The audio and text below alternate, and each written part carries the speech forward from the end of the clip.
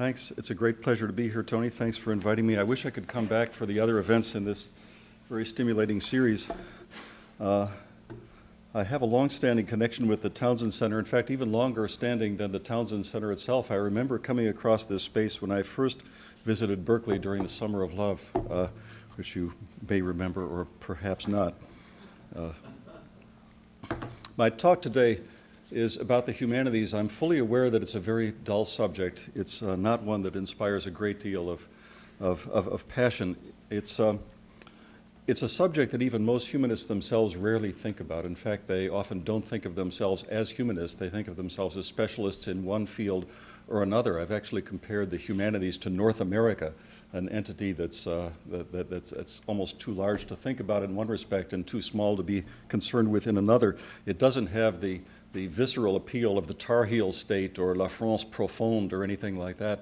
But on the other hand, it doesn't have the oceanic satisfaction of the family of man or the earth. We have, I'd say, fond but vague thoughts about the humanities. We're in it, but not really of it. When we think about the humanities at all, I think we presume that it's a very fine thing, a very large thing. It goes all the way back to the origins of culture. It goes all the way up to the heights of poetry and metaphysics. It's a very fine thing, but one about which nothing useful or particularly interesting can be said. It's just there. And I'm going to argue today that the humanities are, in fact, a finer thing, perhaps a finer thing than we realize, but also definitely a different kind of thing than we realize. And most of all, that it's not just there. The humanities were put there by people with a certain purpose. I'm going to argue that the humanities are an American invention whose entire history lies within the span of my lifetime. Probably shouldn't read too much into that, but that's the case. During that time, I'm going to argue, they become described and defended in a very distinctive rhetoric that lies between the terrain of say, the vaguely edifying and the altogether vapid. And I'm going to be forcing you to read some of that rhetoric, but my emphasis is not primarily rhetorical. My emphasis is historical. The story of how that palaver came to be is a lot more interesting than the palaver itself, and we will do ourselves a favor, I'm going to argue, by learning it. I'm treating here as prehistory to the humanities, classical philosophy, medieval scholasticism, Renaissance humanism, Cambridge Platonism, the Enlightenment, the Literae Humanioris of Oxford in the 19th century, and the new humanism of the 20th century, all of which function in my account as tributaries to the humanities. One of the main tributaries is up here. It's the thinking of John Adams, whose famous fantasy, which he expressed in a 1780 letter to his wife, in which he saw his lineage evolving from warriors into dilettantes. It's come to seem like a bad historical joke played by the past on the present. We're still stuck in the study of politics and war, but it doesn't seem like we've gotten much better at them. And meanwhile, the study of porcelain and poetry has definitely fallen on some pretty hard times. Still, this vision, which Adams then wrote, at the same time he wrote this, then wrote into the Massachusetts Constitution of 1780, is the germ of the modern humanities. It's well worth recalling that once upon a time, the ruling class, which had also been the revolutionary class, imagined that they were risking their lives and their fortunes and their sacred honor on behalf of a futurity where what would come to be called the humanities would dominate the concerns of the citizenry. The humanities, they thought, would represent the crowning achievement of a nation that, having prevailed in war, would then build its new society on a foundation of such security that citizens could enrich their experience by turning their attention to the study and contemplation of material and textual artifacts. Adams and Jefferson and others felt that this represented the best possible future for the new nation and the natural progression of mankind if they were freed from the burdens of fear and want. This belief that the unique circumstances of the new nation gave its citizens privileged access to the fullness of the human condition determined the development of liberal education in the United States and had the effect, once upon a time, of placing the humanities at the very center of American self-understanding. Now, the traumas of the first half of the 20th century hadn't brought Adams's vision any closer to realization, but they had, I think, made it even more compelling as a distant goal. That vision had already been advanced piecemeal by educational experiments by Bronson Alcott and Horace Mann and John Dewey and by such well-publicized successes as the Great Books program at the University of Chicago, the core curriculum at Columbia, and the program of the humanities at Princeton University, founded in 1930. It was the very first one. And so as the Second World War drew to a close, conditions finally seemed right for, as it were, Adams's grandchildren. Now, the Declaration of Independence of the Humanities, if you will, was the Harvard Red Book, there we go, of 1945, whose official title, it was actually red, whose official title was General Education in a Free Society. This was a book-length study produced by a committee of eminent Harvard professors convened in the spring of 1943 by President James Bryan Conant. The group worked for 2 years as the war was being waged and was published as the war was ending. It's very much a wartime document. It's concerned with such issues as why we fight, and was written in full awareness of the fact that the educational system was soon about to be inundated with hundreds and thousands of GIs who would be returning home and expecting the education that the GI Bill of 1944 had guaranteed them. So the challenge that they faced was how to outline the architecture of a system that made available to vastly expanded numbers of people the educational advantages that had hitherto been available only to a few. In his charge to the committee, Conant said, "The primary concern of American education today is not the development of the appreciation of the good life in gentlemen born to the purple. It's the infusion of the liberal and humane tradition into our entire educational system. Our purpose is to cultivate in the largest possible number of our future citizens an appreciation of both the responsibilities and the benefits which come to them because they are American and because they are free." By the time these words appeared in print, the war had been won, and the Red Book announcing the great mission of American education was taken as a national symbol of renewal. So what does it say? It says, to begin with, that education serves the interests of the nation and does so by calling out and fortifying those personal and social attributes that are most conducive to political and economic and ideological success. Now, these attributes are not American inventions. They're typically associated with the great age of Athenian American aristocracy and sometimes claimed on behalf of the Western tradition, of which the United States was, in the post-war era, claiming to be the preeminent representative. They're not directly or exclusively American attributes, they're broadly human attributes. The pertinence of the classical tradition to contemporary American circumstances is established immediately with two epigraphs at the beginning of the book. The first is from Thucydides, a speech in which Pericles states plainly the position of an exultant new superpower eagerly awaiting a global expansion of its ambitions. We need no Homer to praise us. Rather, we have opened the whole earth and sea to our enterprise and raised everywhere living memorials to our fortune. In the second epigraph from the Republic, youth is described as the time when character is being molded and easily takes any impress one may wish to stamp on it. Taken together, the two suggest that the task of education was the formation of a citizenry fitted to the job of ruling the world. Now, as we used to know, ruling requires coherence and discipline, which the Red Book sought to foster by providing for a core curriculum representing knowledge that was thought to be essential for all students. When I say all, I mean all. The Red Book also spoke about high school education as well as college. The committee noted that at Harvard there were very, very few requirements beyond the major, and so students were both getting lost in a maze of electives and gravitating towards those courses that had some vocational or instrumental utility. And what the committee wanted was an education that would represent what it called a common discipline, a common view of life. Now, in itself, the emphasis on unity in the curriculum was not an innovation because, after all, before the invention of electives at the end of the 19th century, it was all unity. What was remarkable and unique about the Red Book was the explicitness about the geopolitical rationale of the program. The committee designed a core intended to manifest the character of the American society and embody certain intangibles of the American spirit. Anchored by such a curriculum, education would be dedicated to the making of Americans, in large part through the inculcation of what it called heritage. The Red Book concludes emphatically, in general education, the greatest incentive comes from the whole man's awareness of his share in the common fate, of his part in the joint undertaking. Now, this phrase, the whole man, signals another one of the Red Book's innovations, the normative vision of humanity that education is intended to serve. The authors devote a lot of attention to the whole man, whose development, they say, is the entire aim of liberal education. Such a man, forged it seems in the secret underground foundries of the Rotary Club, possesses poise and firmness, but also enjoys a rich emotional, spiritual, and even instinctual life. Whole men are reflective, curious, and appreciative of art, but they're also gregarious and at home in the world.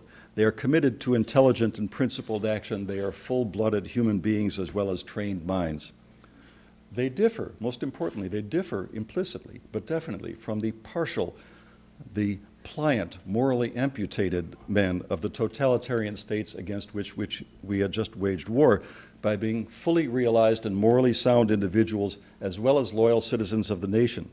Again and again, the Red Book stresses that the American heritage honors equally the dignity and freedom of the individual and the needs of the commonweal. Democracy, it insists, is a community of free men. That is, a group that is united by the common possession of individual freedom.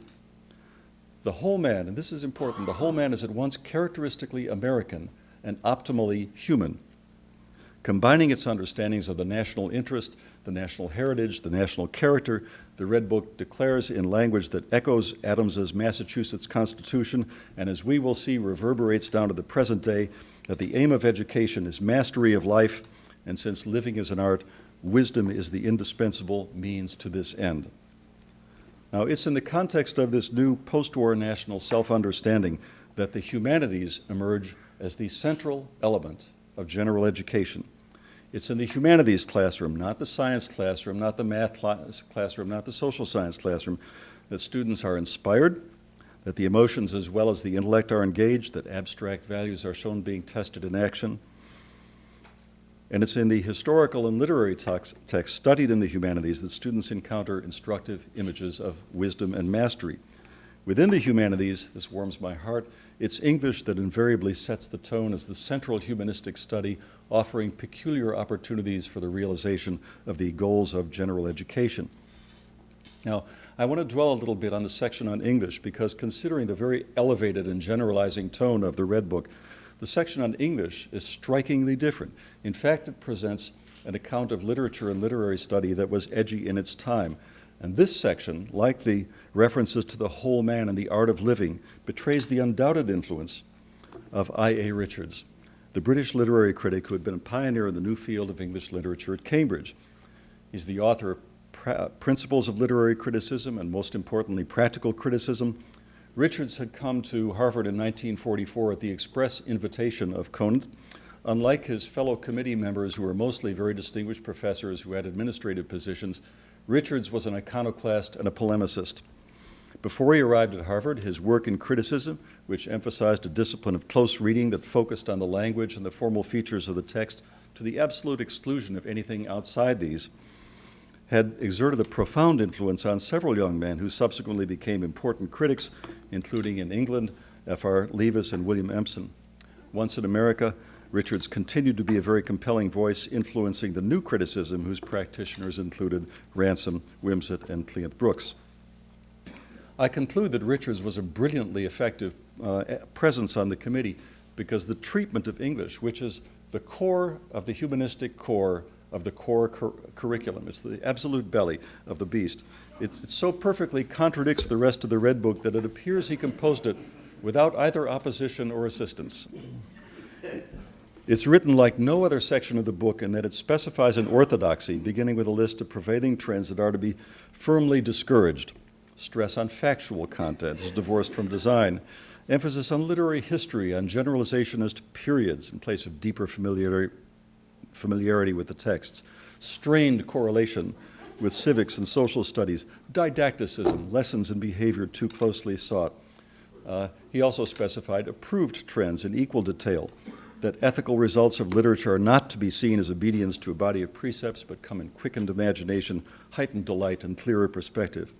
And finally, so as to leave nothing undone, he gave a list of things to be stressed, including intensive, close study of well-written paragraphs and poems, the normal ingredients of full meaning, literal sense, metaphorical implications, etc., and the utility is most important to him, the utility, almost the necessity of metaphor. This was presented in the Red Book as the consensus on the art and science of teaching English, a middle-of-the-road policy. But these lists, in fact, constitute a very compressed version of the program that the ambitious and aggressive Richards had been promoting in Britain for over 20 years. And in its exclusion, radical exclusion from consideration of anything outside the text, the program as a whole, of course, utterly negates the emphasis on heritage, much less on a particular national heritage that the Red Book elsewhere, elsewhere, places at the center of general education. I think that the committee might have been willing to tolerate such a striking deviation from its message because it found very congenial the overall moralism and individualism of Richards's approach, which emphasized charismatic teaching, which had been a New England tradition since Jonathan Edwards. To Richards, who early in his career, I love this aspect of his biography, early in his career he had to collect fees directly from students as they entered the classroom because the university would not support the new discipline of English. So in order to make a living, he had to collect the money directly. A certain kind of teaching was a professional necessity, and he built into the Red Book an impassioned evocation of the power of the pedagogue. The best way, it says, the best way to infect the student with the zest for intellectual integrity is to put him near a teacher who is himself selflessly devoted to the truth, so that a spark from the teacher will, so to speak, leap across the desk into the classroom, kindling within the student the flame of intellectual integrity, which will thereafter sustain itself. It's an account, actually, of the classroom experience that many of Richards's own students came to describe their experiences with him in. Oops. Did I do something wrong? Okay. Okay, that's right. There we go. Yeah. Some people might find it curious that a book so explicitly devoted to manifesting the American spirit should include at its very center such a prescriptive passage written by an Englishman with his own agenda. Others might find interesting the complete disappearance of history from a program ostensibly devoted to heritage. Still others might wonder how the electrifying and inflammatory classroom experiences that Richards describes could possibly communicate a common tradition, a common view of life. But maybe the most incongruous fact of all about the Red Book is that most of its recommendations were immediately rejected by the Harvard faculty, including the idea of requiring a course in the humanities, the very course that Richards himself had been teaching as an elective. Sources of our common thought, Homer, the Old Testament, and Plato. Well, incoherent and rejected as it was, the Red Book immediately became national policy through the agency of the 6-volume report from President Truman's Commission on Higher Education, which was convened in the year following the Red Book's publication. I'll get to that later. The Truman Report was called Higher Education for American Democracy, 1947. It repeats without significant alteration the analysis and many of the recommendations first formulated at Harvard in terms that would have been wholly endorsed by Conan's committee. And it reiterates the idea of wholeness. Too often, the graduate is educated in that he has acquired competence in some particular occupation, yet falls short of that human wholeness and civic conscience which the cooperative activities of citizenship require. To counteract this tendency, the report proposes a unified general education for American youth, one that would involve the transmission of a common cultural heritage toward a common citizenship in a free society.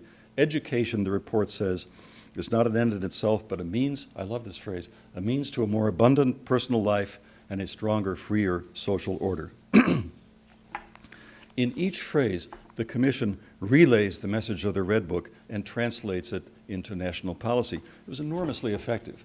It created the community college system, and by 1960, the college-age population was doubled. Now, the Truman Report does not pay much attention to the category of the humanities, but it does establish the sign under which all subsequent discussion of the humanities was to proceed. It's reflecting on the dangerous post-war environment, dangers that had not been apparent to Conan's committee. The Commission describes the present as, in the words of the title of one of its sections, as a time of crisis. This crisis, in which the security of the nation depended in part on the effectiveness of the educational system, was, at the time that this report was issued, situated in the world at large. It was a worldwide crisis of mankind. But just a few years later, the crisis would become associated with the humanities themselves.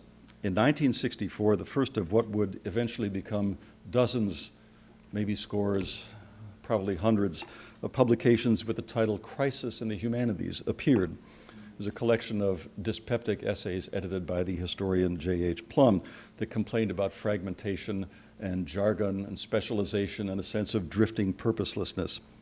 Oddly, at the very same moment, the same year, 1964, a new document appeared, the report of the Commission on the Humanities, sponsored primarily by the American Council of Learned Societies. You can ask Pauline about this when she comes. This document led directly to the creation the following year of the National Endowment for the Humanities. So it was the best of times, it was the worst of times. At the very moment that the humanities were said to be in complete disarray, the federal government was determining that the health of the nation required that a national agency be started to fund them. Somehow, the distinguished 20-member commission that produced this report, which included a number of active scholars, it included Clark Kerr as well, had not heard of any crisis in the humanities. But in the context of the Soviet launch of Sputnik and the feared missile gap with the Soviet Union, and in the immediate aftermath of the Kennedy assassination, they were, however, highly aware of a more general crisis in which the humanities might, they thought, play a useful role if only they did not have their own crisis to deal with. The state of the humanities today creates a crisis for national leadership, they say, not because the humanities were in decline or disrepute or disrepair, but because they were scandalously underfunded by comparison with science. And so in order to move the Congress to action, the Commission voiced its concerns in the most oracular terms possible, defining the humanities as nothing less than the conservator of human being. The humanities are the study of what is most human. One cannot speak of history or culture apart from the humanities. They not only record our lives are the very substance they are made of. Their subject is every man. We propose, therefore, a program for all our people, a program to meet a need no less serious than that for national defense. We speak in truth for what is being defended, our beliefs, our ideals, our highest achievements. I want you to note how in a very few effortless and even seemingly contentless sentences, this passage knots together the humanities with what is most human, American ideals, and national defense. Even more explicitly than the Red Book, the ACLS report identifies the American with the optimally human, and it preserves the Red Book's emphasis on wisdom, a term it invokes with a glancing reference to Matthew Arnold in the context of what has become a threatening world. Democracy demands wisdom of the average man. Without the exercise of wisdom, free institutions and personal liberty are inevitably imperiled. To know the best that has been thought and said in former times can make us wiser than we otherwise might be. And in this respect, the humanities are not merely our, but the world's best hope. Now, the source and inspiration for this passage is clearly the Red Book, but the sense of imminent danger here indicates the changed situation. We're no longer in the spacious, confident moment immediately following World War II. We're now in a darker, more anxious time of the Cold War. Interestingly, the humanities is as pertinent to the one moment as it is to the other. But even in the context of the Cold War, another aspect of the humanities struggles to declare itself in the Commission report. World leadership of the kind which has come upon the United States cannot rest solely upon superior force, vast wealth, or preponderant technology. Only the elevation of its goals and the excellence of its conduct entitle one nation to ask others to follow its lead. These are things of the spirit. If we appear to discourage creativity, to demean the fanciful and the beautiful, to have no concern for man's ultimate destiny, if, in short, we ignore the humanities, then both our goals and our efforts to attain them will be measured with suspicion. Now, a generation after the Red Book, the moralized virility of the whole man has begun to evolve in a new direction toward aestheticism, spirituality, creativity, even while retaining the connection between the humanities and American world leadership. The National Endowment for the Humanities was born of this shotgun marriage between national defense and things of the spirit in 1965 through an act of Congress that borrowed much of its language from the ACLS report, which is no surprise because both the act and the report were written primarily by the same man, ACLS President Robert Lumiansky. Now, let's see, I'll back up. Lumiansky made every effort to preserve the spirit of the Red Book in the Act, but the tectonic shifts in the world since 1945 demanded some rhetorical adjustments. Here, I want you to compare, for example, the Red Book's invocation of wisdom. The aim of education is mastery of life, and since living is an art, wisdom is the indispensable means to this end. Compare this with the legislation creating the NEH. Democracy demands wisdom and vision in its citizens. It must therefore foster and support a form of education and access to the arts and the humanities designed to make people of all backgrounds and wherever located masters of their technology and not its unthinking servants. Now, notice that we still need wisdom, but wisdom is now demanded of citizens who, if the demand is not met, may be plunged into robotic servitude. At a deeper level, people are conceived not as artists of their own lives, but as subjects of the state, that is, as citizens, and with the assistance of the humanities as masters of technology. Under these stressed terms, support began to flow from Washington, but the creation of the NEH both ensured federal support for the humanities and exposed them to political pressures. In the mid-1990s, former NEH chairs William Bennett and Lynn Cheney argued before a committee of Congress that humanistic scholars had so lost touch with the rhetoric of ennoblement and virtue, were so indifferent to the burdens of world leadership, so politicized in their scholarship and teaching, that the NEH should be abolished rather than continue to enable them. Their attacks revealed not just how vulnerable the humanities really were in an era of federal support, but also a deep paradox in the American conception of the humanities. Conceived as an expression of the American spirit, the humanities were also predicated on individual self-realization. The phrase from the Truman Report is a richer, more abundant personal life and a stronger, freer social order. They were, in other words, understood as a state-supported form of resistance to statism that, in a further paradox, was nevertheless expected to redound to the glory of the state. Now, when Bennett, Cheney, and other conservatives did not see among the professoriates supported by the state any signs that they recognized, much less that they endorsed this program, they felt betrayed, they felt suckered. The NEH has never recovered from their attacks and today has about 1/3 of the resources in constant dollars that it had at its peak. The dwindling budget of the NEH expresses the nation's disappointment in the humanities for their failure to make us wise or even to manifest wisdom in themselves. Still, old habits die very hard, especially when funding is at stake. And more than 20 years after the fall of the Soviet Union, the NEH continues to state its mission in the terms of 1965, when the humanities represented the nation's high qualities as a leader. This is from the website today. Because democracy demands wisdom, the National Endowment for the Humanities serves and strengthens our republic by promoting excellence in the humanities and conveying the lessons of history to all Americans.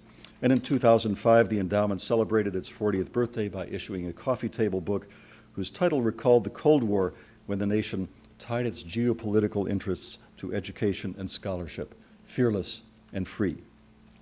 Now, I would have thought that 1965 was about the last time when this linkage could be plausibly maintained, but when in November 2010, just a couple of months ago, Cornell President David Skorton called for a national campaign on behalf of the humanities, he cited the experience of military leaders who spoke about, quote, winning the so-called hearts and minds of people in other countries. This project, Skorton explained, requires that we understand the language, the culture, the religion, and the values of those societies, and that is the humanities. But to return to our historical account. By the late 1970s, many Americans were experiencing a different kind of crisis, which President Jimmy Carter characterized in a speech delivered in 1979 as a crisis of confidence. In this famous address, Carter identified two threats to the nation's security. The first was foreign energy, and the second, which acquired the name of malaise, although this word did not appear in the speech, was more abstract but deeper, and as Carter said, nearly invisible in ordinary ways. This was a crisis afflicting the very heart and soul and spirit of our national will. We can see this crisis in the growing doubt about the meaning of our own lives and in the loss of a unity of purpose for the nation. The most obvious sign that something had gone awry was the widespread tendency to worship self-indulgence and consumption. But we've discovered, he said, that owning things and consuming things cannot fill the emptiness of lives which have no confidence or purpose. He's an engineer by training, but soon to become a humanist, that is, an historian and a novelist. Carter was reaffirming in the throes of a present crisis, a somewhat more melancholic tone, the analysis of the threats to America's cultural and political health that had informed the discourse of the humanities since the Red Book. Now, Carter's speech provided the immediate context for the last one of the official pronouncements that I'm going to be considering here, a 1980 book sponsored by the Rockefeller Foundation called The Humanities in American Life. This is the product of a 32-member commission chaired by Richard Lyman, president of Stanford. The report begins by announcing its own malaise, a profound disquiet about the state of the humanities in our culture. Like its distinguished predecessors, these distinguished people defer to their distinguished predecessors. You get put on one of these committees, you don't want to actually write something, you want to quote something. And they invoke wisdom and mastery and heritage, and they simply repeat many of the 1964 ACLS report's terms: critical judgment, aesthetic appreciation, moral decision-making, even things of the spirit. And they repeat, too, the claim that the fate of the nation is bound up with humanistic scholarship. We must stress, they say, how limited our sense of national purpose is, indeed how imperiled our civilization is if the humanities are exiled to a peripheral role of irrelevance. Now, much of the emphasis in this 1980 report falls on the need for increased funding. By 1980, it seems to have become impossible to think about the humanities without including in your thoughts some bitter reflections about money. But the Rockefeller report is not just an arrangement of the available cliches in the form of a funding proposal. It registers its moment by contributing three new elements to the discourse of the humanities. First, the crisis in the humanities is now positioned not in the world at large, as it was in the Truman Report, not in the funding of the humanities, which it was in the ACLS report in '64, but in the practice of the humanities disciplines themselves. Scholarship, the report says, has not escaped the general loss of purpose that Carter noted. Many would argue that the humanities are in crisis and would describe this crisis as symptomatic of a general weakening of our vision and resolve. Second, while the ACLS report mentions the fanciful and beautiful, the Rockefeller report dives much farther into the sanctuary of the inner life where it says the humanities also live. At the end of a section on culture and citizenship, the report says, there are other values besides civic ones. They are often found in privacy, intimacy, and distance from civic life. The humanities sustain this second conception of individuality as deeply rooted as the other in our cultural inheritance. The humanities offer intensely personal insights into the recesses of experience. Now, this passage, I was delighted to have this confirmed recently because I'd written it without knowing, but it bears the contrarian stamp of Commission member Helen Vendler, the noted scholar and critic of poetry, who would in 2005 publish a book called Invisible Listeners, Lyric Intimacy in Herbert, Whitman, and Ashbery. And while it's consistent with the softening or devirilizing trend of official pronouncements that I already noted, it also marks a moment of genuine dissensus on the Commission when the discourse of entirely private reflection and sensibility, a kind of interior zone of privacy, an inner experience untouched by the world, becomes, if only momentarily, detached from both the bien-pensant post-Red Book discourse of citizenship and virtue and from the, I have to say, increasingly unpersuasive arguments about the humanities as the last redoubt of democracy. The manifold civic and moral excellences of the whole man have at last met a counterforce capable of contesting their centrality. It's worth noting, I think, that the 1964 Commission included just one woman who was a mathematician, a dean at NYU, but the 1980 report included five powerhouse women, including Hannah Gray, president of the University of Chicago, Helen Vendler, future Wellesley and Duke president Nan Cohen, who was at the time an associate professor at Stanford, and Smith College president Jill Kerr Conway. Now, the perspective of the individual is linked to the third and perhaps most interesting contribution to the discourse of the humanities that's introduced by the Rockefeller Report: private funding for the humanities.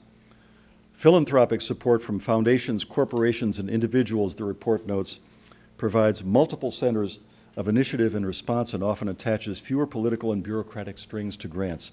It can allow more freedom for innovative and controversial projects. This recognition, I think, represents an even more decisively American contribution to the concept of the humanities than the rhetoric of national identity and security, because it it underscores the perspective not of the state, but of the entrepreneurial individual operating in a free intellectual market. One of the most distinctive features of the humanities in the United States is the involvement of private individuals who supported scholarship through philanthropy, often through private foundations, such as the Rockefeller Foundation. The connection between the humanities and private philanthropy in America has been deep and determining, maybe not as broad-based as any of us might wish.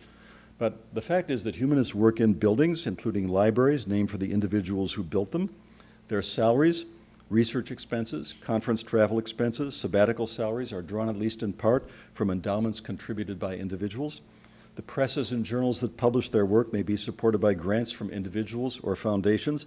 The very colleges that employ them are, of course, supported by massive development operations that train their sites on individual donors. It's surprising, even sometimes shocking, how imperfectly most American scholars grasp the fact that their work is at every level and in every way, at every point, supported by private gifts. Even some of those fortunate enough to hold endowed chairs are relatively oblivious to the perspective or life history of the donor whose gift pays their salary. So, on the principle that one ought to know one's friends, I'd like now to consider, as an instance of the philanthropic perspective, a recent essay by one of the most generous funders of the humanities in the United States, Richard J. Franke, formerly chairman of the John Nuveen Company and the founder of the Chicago Humanities Festival, as well as the Franke Institute for the Humanities at the University of Chicago. He wrote an essay called The Power of the Humanities and a Challenge to Humanists, and it appeared in the winter 2009 issue of Daedalus, a collection of 12 essays gathered by the American Academy of Arts and Sciences. Now, Franke does not think or write like a scholar. His essay is a conspicuous outlier in this collection of Daedalus, but he's completely at home in the discourse of the humanities that I've been talking about so far, because he shares with that discourse a few basic convictions: that the humanities protect and give life to our most enduring values. They prepare people for life, especially moral decision-making. They relate to robust and prosperous citizenship. They've suffered neglect over the past few decades, and that despite all of these quite obvious points, humanists themselves have not succeeded in explaining the value of their work. That value, in Franke's view, is cashed out after graduation. The primary value of the humanities for Franke is their contribution to developing judgment, which is useful in, say, business. This is why Franke organized staff centers at Nuveen, in which professors led discussions of Saul Bellow or Antigone. The humanities, Franke says, are vital to public life. There we go.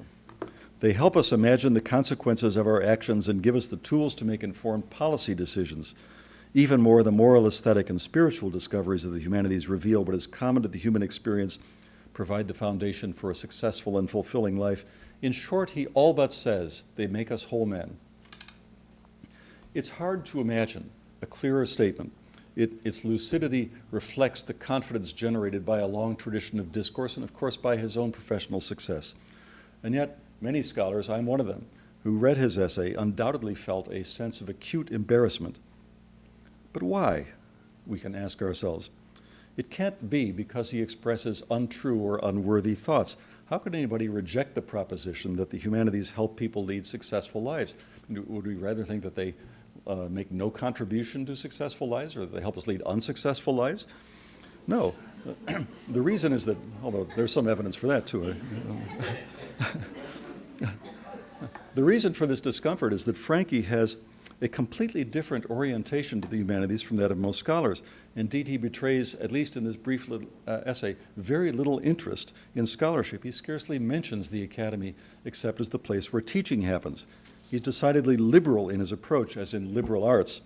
His understanding of the humanities is drawn not from professional scholarship, but from a lifetime of amateur enthusiasm.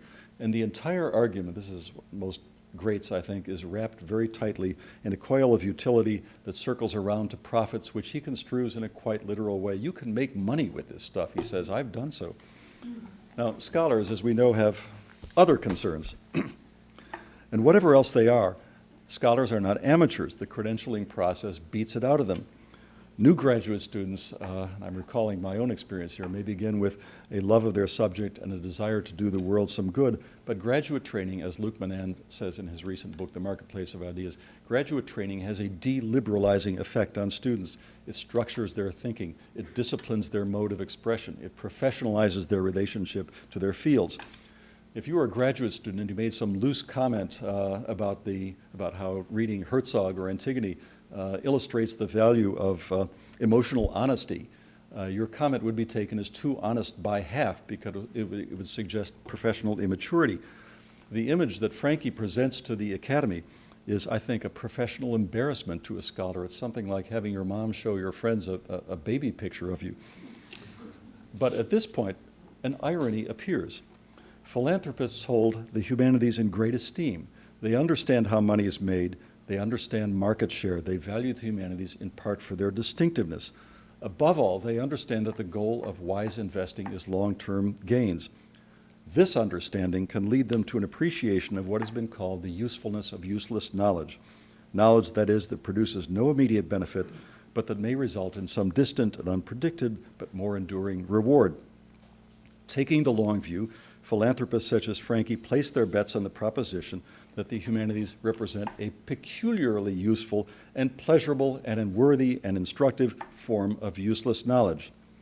Moreover, and this is most interesting, while many are politically conservative, they support the Academy in the full understanding that most professors are not. They're willing to look beyond politics, even if the professoriate cannot sometimes seem to imagine that there is anything beyond politics. In short, the diminishing number of philanthropists are the idealists, and the increasingly dependent scholars are sometimes the cynics. The situation may call for a rethink. So far, I've focused on two kinds of discourse about the humanities: official statements of committees and commissions and the discourse of philanthropy. Most scholars regard these as being very removed from what they actually do. So I want to close by considering an instance of a scholarly discourse on the humanities, Andrew Delbanco's 1999 book, The Real American Dream, A Meditation on Hope. Now, this is not directly a book about the humanities, a kind of uncategorizable combination of history, polemic, sermon, personal testament, cultural criticism. It's a wide-ranging meditation on the nation's fantasy life. But I think since the humanities are part of that fantasy life and the part that Delbanco has spent his entire adult life in, I would suggest that his book can also be read as an angled account of the humanities in America. The Real American Dream does not begin with a discussion of the way that Americans have dreamt their dream, but rather with a different kind of analysis, the reason why people dream at all, which is, he says, to escape the gnawing sense that life is pointless and futile. This basic response to existential terror is a species characteristic, but Americans, he says, have devoted themselves to its cultivation, beginning with the Puritans. Then over the course of the 19th century, stories of a vengeful and omnipotent God were replaced by stories about the nation. Then after the 1960s, these stories were replaced in turn with stories centering on the self. So you have American history falling into three phases: God, nation, and self. Or as he says, two phases of coherent belief followed by a third phase of incoherence and nervous waiting. The Real American Dream concerns then the stories that Americans tell to counteract their own sense of hopelessness and futility. But the term that Delbanco prefers, and the one that hovers over the entire book, is melancholy, whose first theorist in an American context was Alexis de Tocqueville, who identified it as an attribute of democracy itself. In a passage that Delbanco cites, de Tocqueville says, "In a democracy, men easily attain a certain equality of condition, but they can never attain as much as they desire. It perpetually retires before them, yet without hiding itself from their sight, and in retiring draws them on. That is the reason for the strange melancholy that haunts inhabitants of democratic countries in the midst of abundance." Democracy creates fantasies of a state of perfect wholeness and integration, with promises of abundance and enough actual abundance to encourage the belief that those promises might one day be redeemed. America is in fact the most melancholy of nations. And so Delbanco says his meditation on hope will also be a theory of melancholy in its particularly American form. Now, Delbanco is particularly melancholic about our current era, which seems to him a time of singular emptiness when compared to its predecessors. After all, the Puritan God was horrifying, but I think you'll have to admit, impressive. The nation, as articulated by figures like Jefferson and Melville and Lincoln and Whitman, could be inspiring. But the current phase in Del Banco's account is just pathetic. We slipped into incoherence in the mid-1960s. In fact, he, oddly enough, dates it. I think it's August 17th, 1964. This is when the Mississippi Freedom Delegation was not seated at the Republican convention. We slipped into coherence at just this time, actually, when the NEH was getting started, and something gave way in American society. The dream of nation collapsed into a daydream of personal gratification, and the notion of a common destiny worth tears and sacrifice was abandoned in favor of a meretricious fantasy of consumption. And there we sit, miserable amid our possessions. The whole situation brings out the Puritan moralist, or perhaps the Jimmy Carter in Del Banco. And what does the plenty avail us? At such moments, Del Banco, as a Harvard PhD, declares his affiliation with the sensibility informing the Red Book and the subsequent discourse of the humanities. This sensibility is organized around a few key concepts, including a concern for culture and inner enrichment, a rejection of materialism, an aspiration to reach beyond the academy, beyond knowledge itself, to something that could be called wisdom. But perhaps the most tellingly humanistic feature, I put that word in quotes, of the real American dream is Del Banco's insistence that we should now abort the brief era of self and move on to world, in which people would construct their identities as part of mankind in general. Now, this would seem to be a cosmopolitan fourth phase, but clearly one of the great appeals of world for Del Banco is that it rehabilitates phase two, nation, and expands it. The real American dream, he says, has always been a global dream. To be really American has always meant to see something beyond America. Del Banco quotes with a palpable thrill the passage from Melville's White Jacket in which the manifest destiny of America is announced. We Americans are the peculiar chosen people, the Israel of our time. We bear the ark of the liberties of the world. God has predestinated, mankind expects great things from our race, and great things we feel in our souls. And let us always remember that with ourselves, almost for the first time in the history of the earth, national selfishness is unbounded philanthropy. For we cannot do a good to America, but we give alms to the world. In citing such a passage as a way of urging Americans in particular to see beyond America, Del Banco reaffirms the connection made in the Red Book and repeated several times since between the American and the human. And of course, the mention of philanthropy brings us back to our previous theme and enables us to grasp together a distinctively American nexus. A dream of human fulfillment, what the Truman Report calls more abundant personal lives, achieved through liberal education centering on the humanities. A society united through the common possession of such abundance and private support for the humanistic scholarship that will help us achieve it. On this last point, Del Banco's book is especially exemplary. It's delivered by the Julian Clarence Levy Professor in the Humanities, that's his title at Columbia, as the William E. Massey Senior Lectures in the History of American Civilization at Harvard. The talks that comprise the book were underwritten by philanthropy and are in substance and style entirely consistent with the love of humanity that defines philanthropy. With Del Banco as a distinguished representative of the ethos of the humanities, we can say that the humanities in America are not just supported by philanthropy, they are not just brushed by the spirit of philanthropy, they are the academic form of philanthropy. Most revealingly, Del Banco has also put a name, melancholy, signifying lack or incompletion, to something that had in the other works that I've discussed only been obliquely implied. As we've seen, the discourse of the humanities is full of images of enrichment, repletion, spiritual enlightenment. The humanities are the answer to our prayers, the path to spiritual enrichment, the key to an integrated and fulfilled life. The humanities is the name we have given to the luxurious state that we, or perhaps our grandchildren, will enjoy once the present crisis is past. A deep and persistent sense of longing, a melancholic yearning for a fulfillment that eludes us, that retires before us, haunts the humanities, which have always in the United States signified not only a set of academic practices, but also a phantasmatic elsewhere, a utopian place where we can be made whole and complete, always in sight, always receding before us, an America of the Academy. Now, there is reason, I think, reason enough to feel that advocates of the humanities have sometimes served us poorly. They've promised more than any mere course of study could possibly deliver. Maybe you might feel we should just dial it down. But if the humanities were to bureaucratize their charisma, if they were to renounce altogether their self-dramatizing addiction to the rhetoric of crisis, if they surrendered their pretension to wisdom, they might well be trading their birthright for a mess of pottage.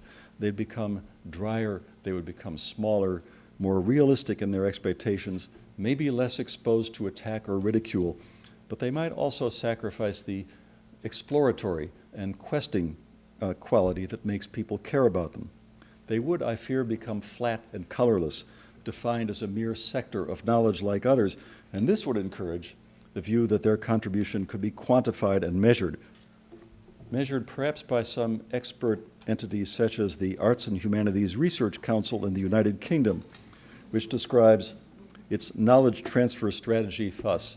Now, this does not want to be read aloud, so I'm just going to invite you to, while I get a drink of water, just pass your eyes over this.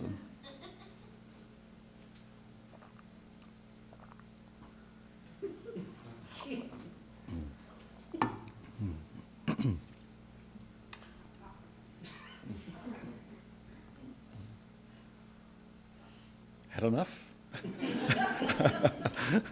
No, it's hard for an American to read this without laughing, and it makes Dilbert sound like Toni Morrison or something. But in the UK, nobody is laughing, not the professoriate and definitely not the AHRC. The land of Shakespeare and Jane Austen and Masterpiece Theater gave oversight of arts and humanities to an entity whose job is to advise the TSB, which is itself situated in the BIS, the Department of Business, Innovation, and Skills. And the not unexpected consequence announced last November is a proposal for a 100% cut in state funding for arts and humanities. Such an outcome is conceivable there, and still inconceivable here, I would suggest, because the UK has no tradition of liberal education, and more specifically, because the humanities are a recent addition to the British academic lexicon. Britain may be unusually rich in terms of the subject matter of the humanities, but the academic category of the humanities does not have deep roots there. It's arts and letters. There is no sense in the UK that the character or the aspirations of the nation are at stake in the humanities. There is accordingly no built-in ideological support for the humanities, no defense that is rooted in tradition against the vulgar but brutally effective gibberish of the AHRC. To rebaptize arts and letters as arts and humanities, and then to describe them in terms of a knowledge transfer strategy, is therefore already to begin the work of elimination. Now, to avoid sharing the fate of our UK colleagues, I would suggest we in this country should accept the burdens of the implications of the humanities, which include a utopian unreality, the green light at the end of the dock, as one of the elements, one of the conditions of their work. Indeed, I would go farther and say that we here would do well, even in this globalizing age, to double down and to embrace with appropriate reservations the connection between the humanities and the idea of America. Now, these reservations are, to be sure, numerous and substantial. Americans, I think we have to stipulate, do not enjoy privileged access to the fullness of the human condition. They are not, as it happens, the chosen people. The humanities do not secure moral citizenship, nor do they demonstrate the elevation of American goals or the excellence of American conduct.